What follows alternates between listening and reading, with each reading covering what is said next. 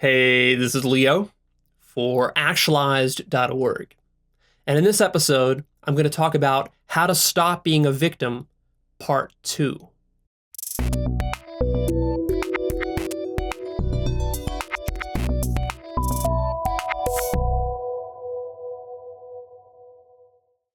One of my most popular videos is called How to Stop Being a Victim. And I think it's one of the most foundational episodes that I've ever done. And so what I wanted to do here is I wanted to continue that discussion because I think it helps a lot of people to understand what it is exactly that gets you stuck into victim mindsets. So what I'd like you to do for this episode is I'd like you to select one area in your life where you are stuck and you feel like a victim. So there's a lot of areas, but let me that are possible for you to select. But let me give you some hints here as to how to find this. What I mean by being a victim is when you start thinking like this: I can't, it's impossible, it just won't work in this situation. I've already tried everything I can. It's just not going to happen. There's no way it's going to work. I don't know how. My genetics aren't going to allow me. My life situation is just such that I can't do it. My boss is holding me back. My husband is holding me back. My girlfriend is holding me back. My children are eating up all my time. There's not enough time in the day. I don't have enough money. These sorts of reasons, right? So where in your life do you feel like it's like you're really stuck, and you're stuck because of some kind of outer circumstances that are really holding you back? And this could be with your health, could be with your fitness, could be with your diet, could be with your money situation, with your relationships, with your marriage, with your children, could be with your career, could be in business, right? So go ahead right now, take a few moments and select such an area. You do have one of these areas. Doesn't matter if you're a total victim in life or you have a very specific place in your life where you act like a victim, but most people have such a place. Okay, so you found that. Good. Now, keep that in mind as I'm going to be talking here and telling you a little bit about victim mindsets. So an interesting thing that I was thinking about recently is what makes a victim a victim? What makes a victim a victim? And it's really sad to me when I see people who are stuck in victim mindsets. It's really sad to me, and I'll talk about why towards the end of this episode. But what makes a victim is this, and it's a very profound thing. A victim thinks that the external world is a greater obstacle to him than he is to himself. Did you get that? This is very profound. Let me say it again. A victim is a victim because he thinks that the external world is a greater obstacle to him than he is to himself. It's critical that you grasp this. This is such a deep insight. You are the only obstacle. That's what I'm telling you. There are no other obstacles but you. Anything that you think is an external obstacle, such as lack of money, or lack of time, or that boss that's holding you back, or that spouse that's holding you back, or the world being unfair, or anything like this, that's an illusion. It's your mind that's the obstacle.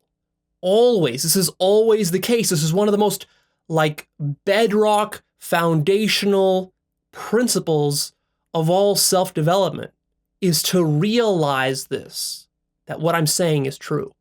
Now, the problem, of course, is that if you're a victim, you don't believe me.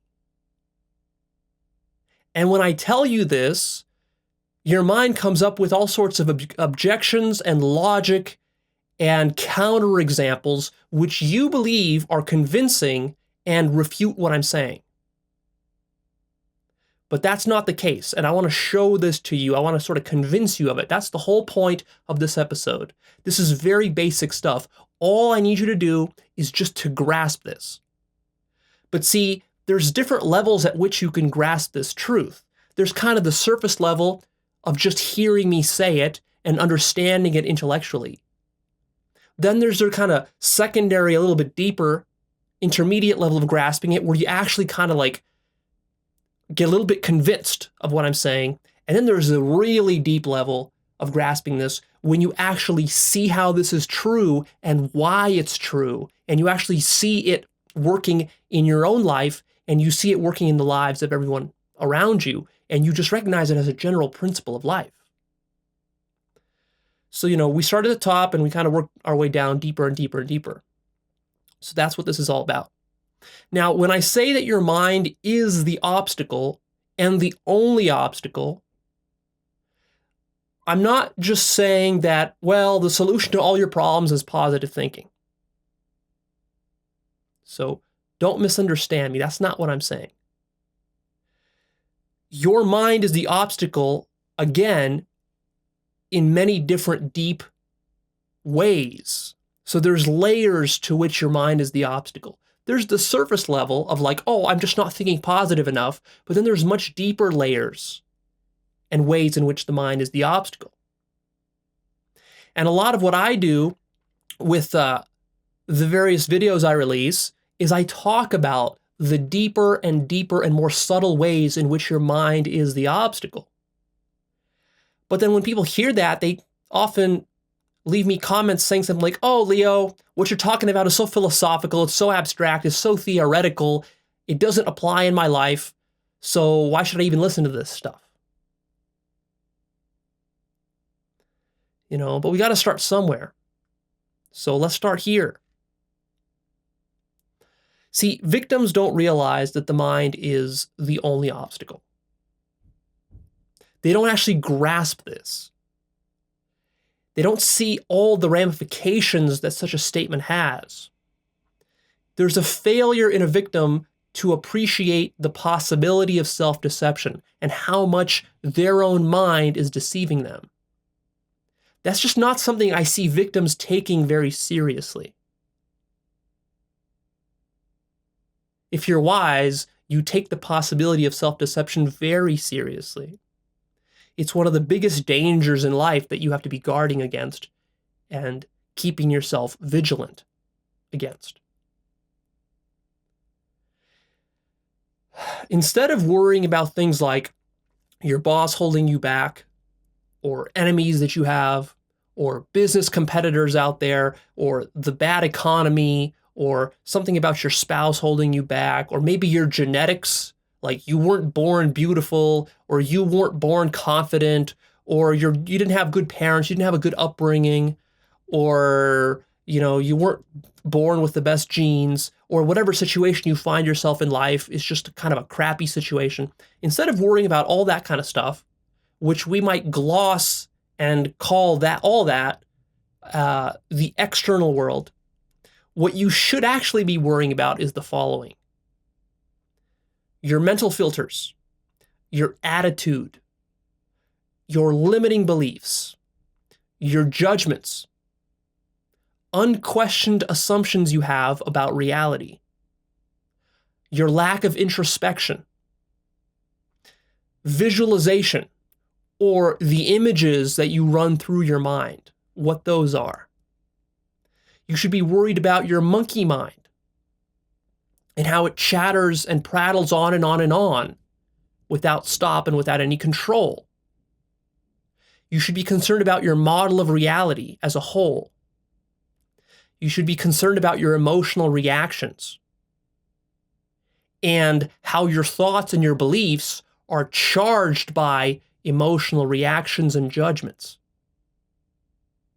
You should be concerned about what you view as right and wrong and good and evil. So basically, the self-constructed model of morality that you have. You should be concerned about the habits that you cultivate, or lack thereof. You should be concerned about your self-talk, How do you talk to yourself? What words do you use when you talk to yourself? And what's the tone of the language you use when you talk to yourself? And the fact that this self-talk is largely subconscious, outside of your everyday awareness. You should be concerned about awareness and consciousness and how little mindfulness you have.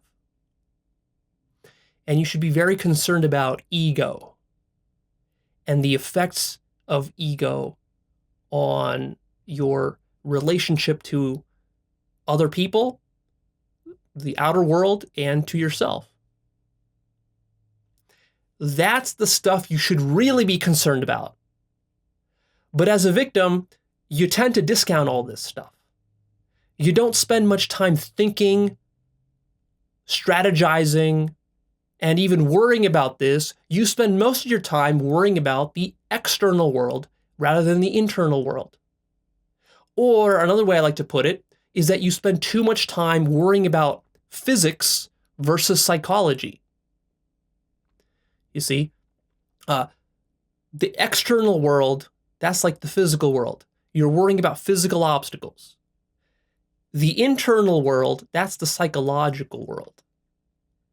You're worried about the internal obstacles, your own mind, in other words, right? That's the internal world.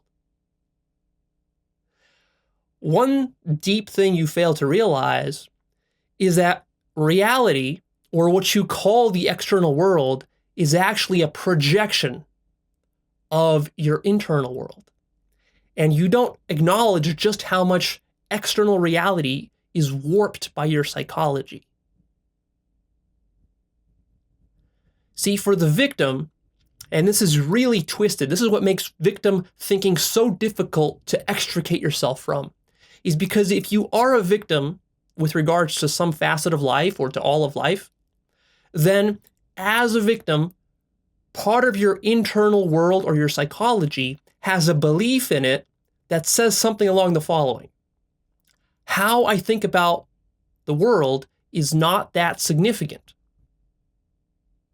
Reality just basically is what it is. The physical world is what it is. And I've got real problems, Leo. I've got real problems to deal with. My problems are real.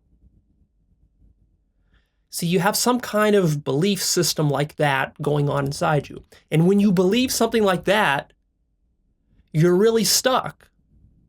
Because A, first of all, that's totally false. So you're just flat out wrong. It's a false belief that you have. Because how you think is extremely significant. And reality is not just what it appears to be. Reality is just not physical. And your problems are not just real world physical problems. So, like I said, firstly, you're just flat out wrong.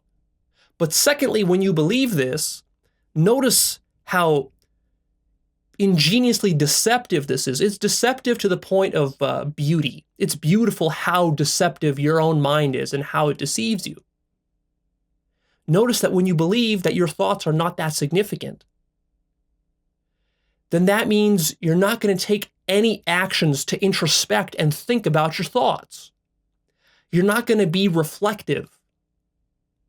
You see, your attention is always going to be pointed out there at the external world, and it's never going to want to turn in on itself and to really investigate itself.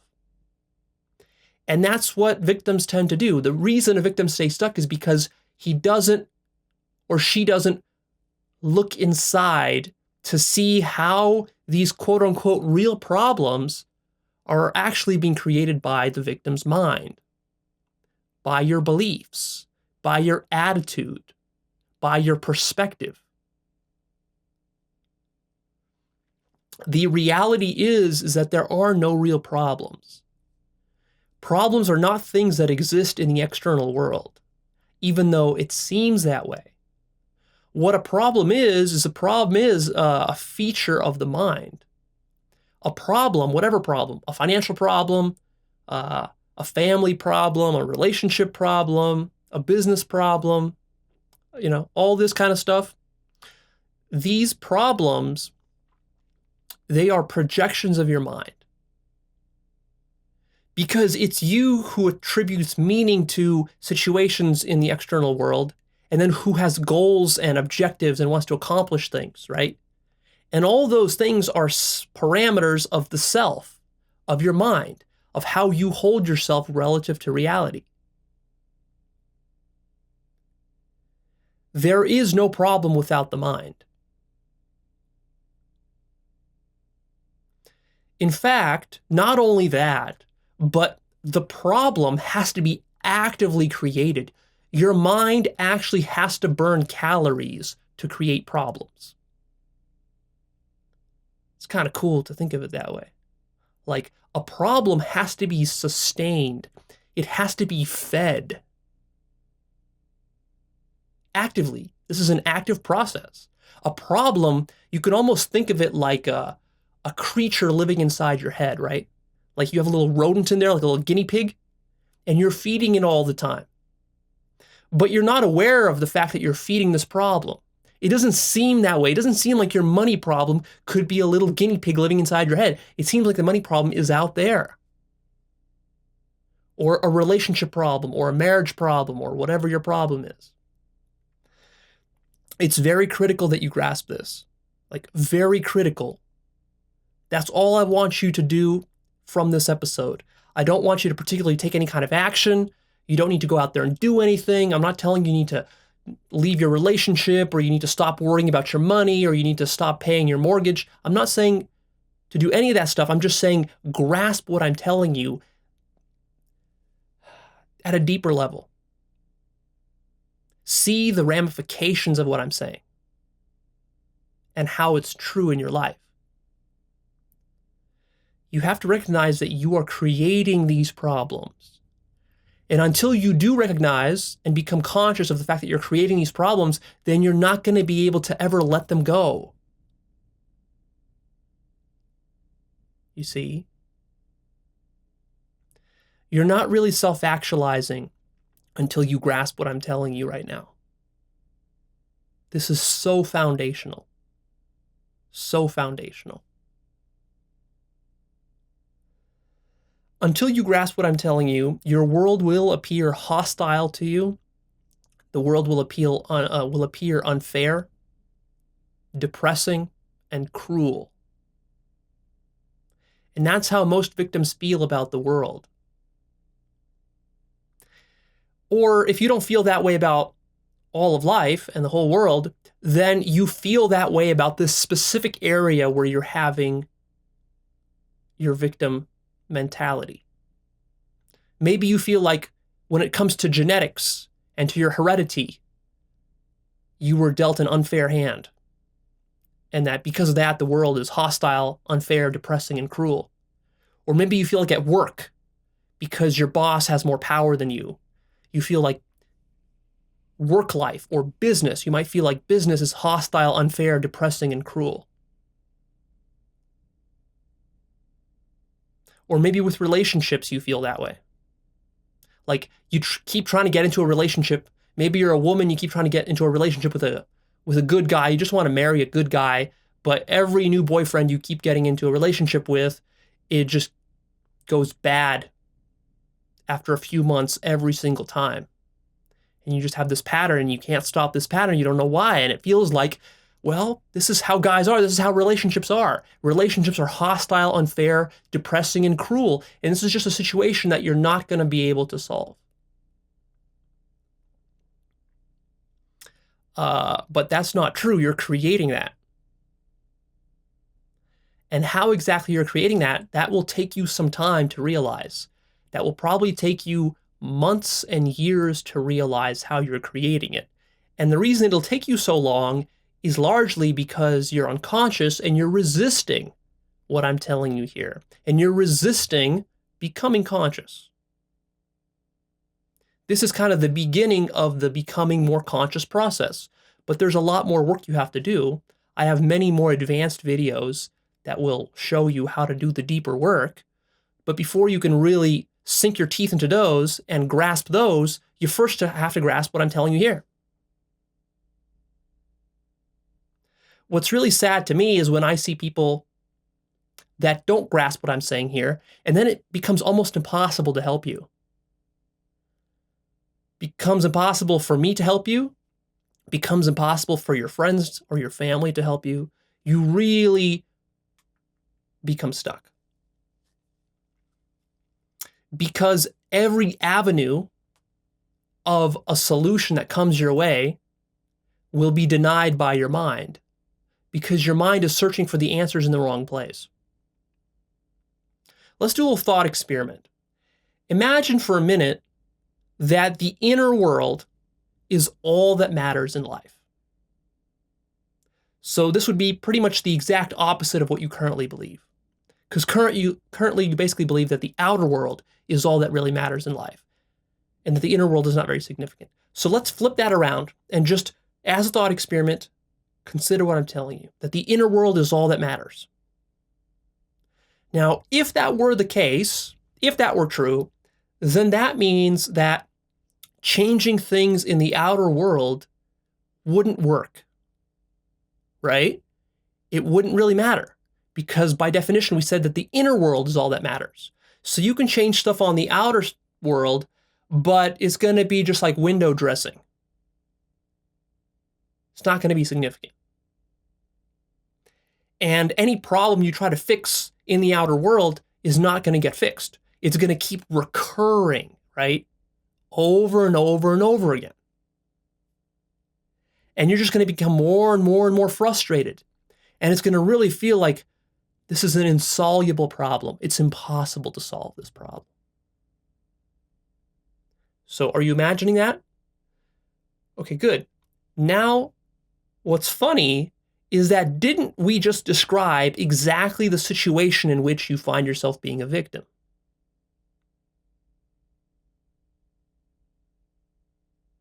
Isn't that exactly what your situation is like right now? You keep changing the outer world, or at least you try, and the problem just keeps repeating over and over and over and over and over again, with slight variation. But basically, it just keeps repeating over and over again, if you're honest. Isn't that your situation?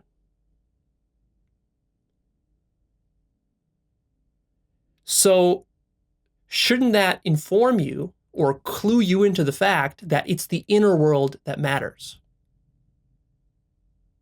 Because if you don't change the inner world, if you don't correct problems there, they will keep being projected out into the outer world. It's almost like if you're at a movie and you're watching a favorite movie of yours at the theater with the old-fashioned time projectors, and then you see a blip, like a smudge on the screen, and what you do is you walk up to the screen, you try to clean it up, but it doesn't clean up. The smudge doesn't clean up because the smudge is like a dust particle on the lens of the projector, which then gets projected onto the screen. So you can clean the screen all you want, but if you really want to remove the smudge, you have to go clean the lens back there.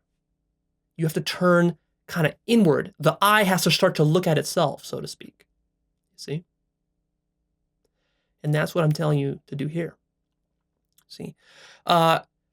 You should not worry so much about the outer world. You should not fear the outer world. You should fear yourself more than any outer world problem. You are the thing you need to fear. Your mind, you have to recognize, is not your friend. Stop gullibly believing your mind. That needs to stop. That's what's led you to here. The reason you're stuck is because you've been gullibly believing yourself. And the self is a tricky bastard. It's not something you should believe. Stop allowing your mind to frame control you. See, what your mind will do, frame control. You familiar with this concept of frame control? It's kind of like your mind frames every situation in life.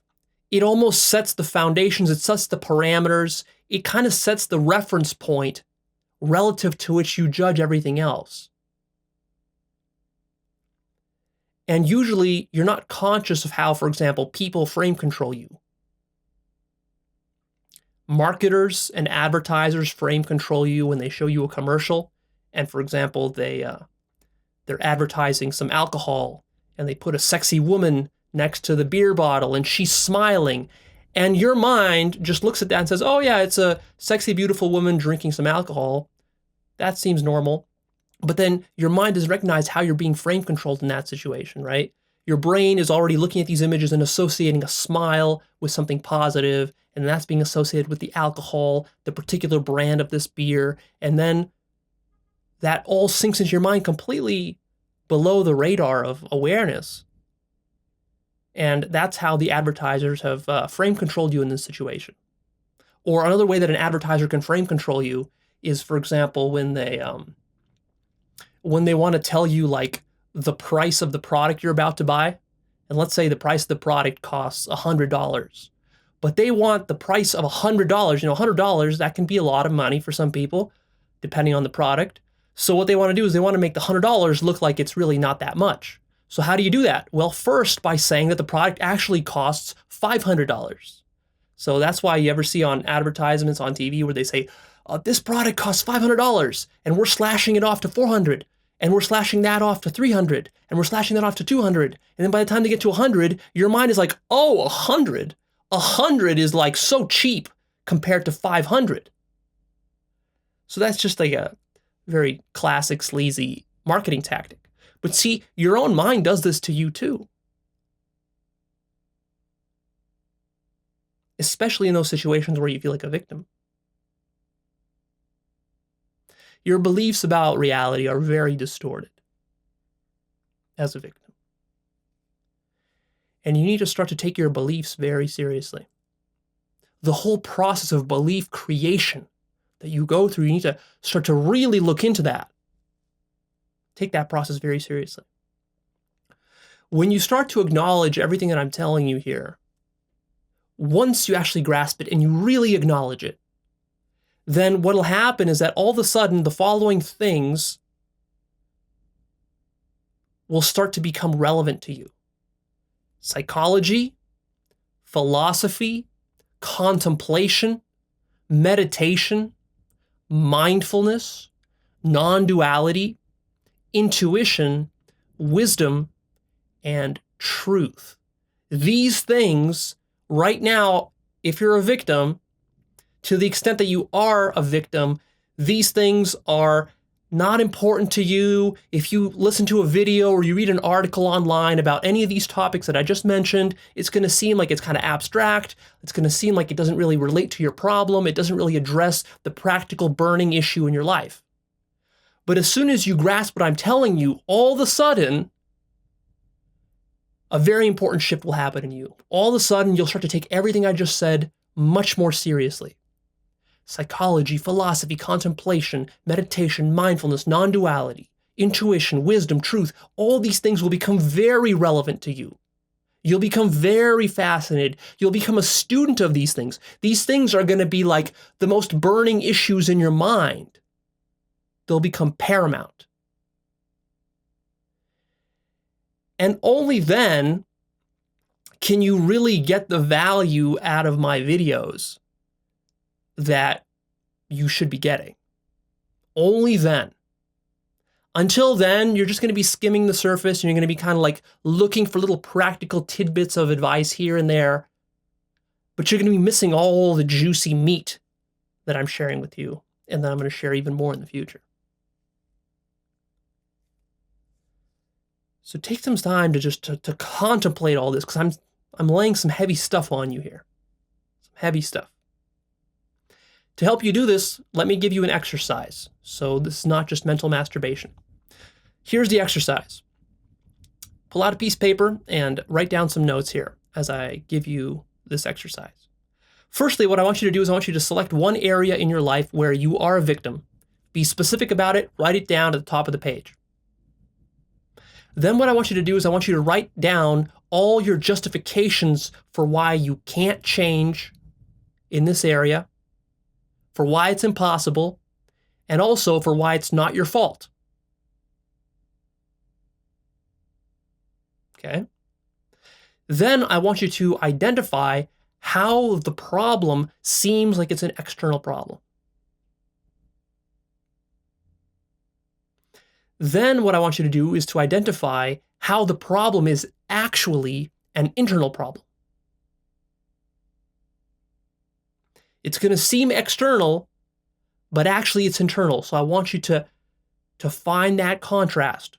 Find how your mind is hiding from you the fact that this is actually an internal problem. Watch out for justifying that the problem is external rather than internal. You're going to have all sorts of justifications, and you're probably going to want to dispute what I'm saying here.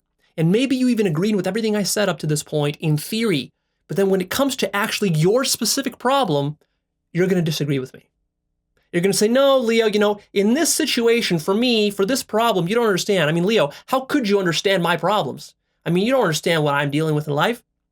My problem here, this particular problem, this is a real external problem.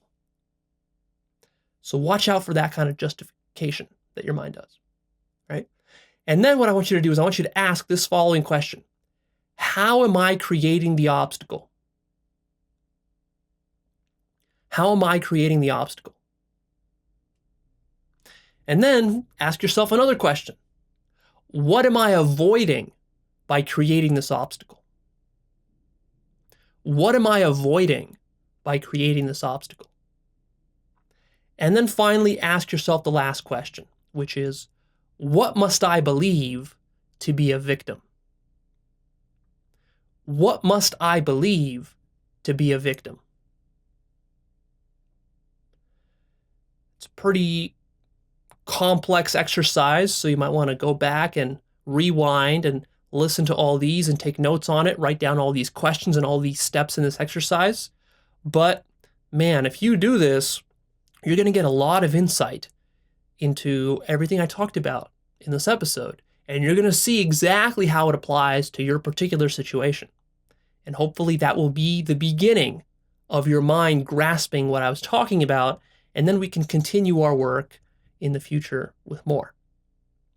All right, that's it. I'm out of here. Please click the like button for me. Share this episode with a friend. Come check out Actualized.org as well. I have a newsletter right here. It's a free newsletter. Shows you how to self-actualize on a weekly basis, right? I'm going to be releasing more and more content that's going to follow up on everything I said here and take you deeper and deeper and deeper and deeper into the mastery of yourself and your mind. And we're going to explore topics like, how do you remove limiting beliefs? How do you find out how you deceive yourself? How do you become more aware and more mindful? How do you install positive habits that help you to avoid these victim traps that you fall into? How do you become more successful in a fulfilling way, not just in a superficial, external world way? How do you become the master of yourself to the point where your mind can deceive you no longer? That's a journey that takes some work. That's a journey that takes months and really years of practice, but it's very worthwhile. And where your life can go if you learn the deceptive aspects of your mind is to incredible places. So sign up to my newsletter, stay tuned, and I'll see you soon with more.